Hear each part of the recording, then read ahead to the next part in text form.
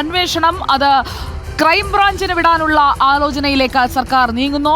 തൃശൂർ പൂരം വിവാദത്തിലെ തുടരന്വേഷണം ക്രൈംബ്രാഞ്ചിന് നൽകിയേക്കുമെന്നുള്ള സൂചനയാണ് ഇപ്പോൾ തിരുവനന്തപുരത്ത് നിന്ന് വരുന്നത്. റിനു ശ്രീധർ, അന്വേഷണം ക്രൈംബ്രാഞ്ചിലേക്ക് കൈമാറിയാൽ പ്രതിപക്ഷം നിശബ്ദമാകുമോ? പ്രതിപക്ഷം അതിലും വിശ്വാസമില്ല എന്ന് പറയില്ലേ? ഇപ്പോൾ നടക്കുന്ന ആലോചനകൾ എന്തൊക്കെയാണ് റിനു?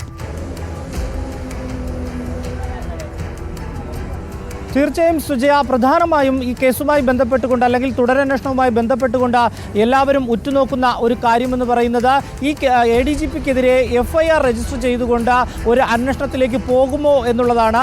അങ്ങനെ FIR രജിസ്റ്റർ ചെയ്തുകൊണ്ട് ഒരു അന്വേഷണത്തിലേക്ക് പോയാൽ സാധാരണഗതിയിൽ നമ്മൾ മനസ്സിലാക്കുന്നത് സാധാരണ ഒരു അന്വേഷണം നടക്കും പോലെ മൊഴികളെല്ലാം രേഖപ്പെടുത്തി കാലതാമസം എടുക്കും. അതിന് സാധാരണഗതിയിലുള്ള ക്രൈംബ്രാഞ്ചിൻ്റെ ഒരു അന്വേഷണമൊക്കെ തന്നെ അറിയാവുന്നതാണ്. അതുകൊണ്ട് തന്നെ അത്തരമൊരു അന്വേഷണത്തിൽ പോകും എന്നുള്ളതാണ്. അതോ പ്രത്യേക ഒരു അന്വേഷണ സംഘത്തിനെ നിയമിച്ചുകൊണ്ടുള്ള ഒരു അന്വേഷണമാകുമോ എന്നുള്ളതാണ് ഏറ്റവും പ്രധാനമായി ഉറ്റുനോക്കുന്ന ഒരു കാര്യം. നമുക്ക് ലഭിക്കുന്ന വിവരം അനുസരിച്ച് ADGP H. വെങ്കടേഷിൻ്റെ നേതൃത്വത്തിൽ, ക്രൈംബ്രാഞ്ചിൻ്റെ മേധാവിയാണ് അദ്ദേഹം, H. വെങ്കടേഷിൻ്റെ നേതൃത്വത്തിൽ ആയിരിക്കും അന്വേഷണം എന്നുള്ളതാണ്.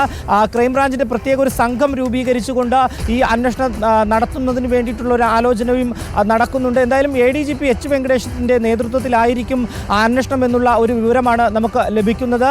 സാധാരണഗതിയിൽ കോൺഗ്രസ് ഉൾപ്പെടെ ജുഡീഷ്യൽ അന്വേഷണം ആവശ്യപ്പെട്ട് രംഗത്ത് വരുന്നുണ്ട്. പക്ഷേ ഒരു ജുഡീഷ്യൽ അന്വേഷണത്തിലേക്ക് പോകാൻ സാധ്യതയില്ല എന്നുള്ളതാണ്.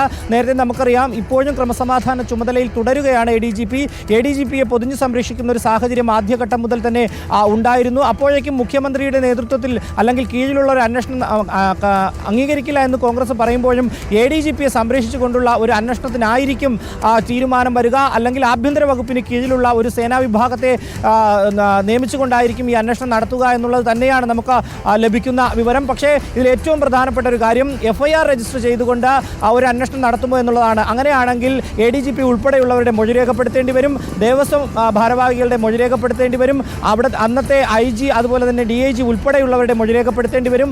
അങ്ങനെ കാലതാമസം എടുത്ത് ഒരു അന്വേഷണത്തിലേക്ക് പോകുമോ എന്നുള്ളതാണ് ഏറ്റവും പ്രധാനമായി ഉറ്റുനോക്കുന്ന ഒരു കാര്യം. സുജയ, ഓക്കെ, റിനു ശ്രീധറാണ് വിവരങ്ങൾ നൽകിക്കൊണ്ടിരിക്കുന്നത്. PV അൻവറിന്റെ അടുത്ത നീക്കം എന്താണ്? ആഞ്ഞടിക്കുമോ PV അൻവർ? ഇപ്പോഴുള്ള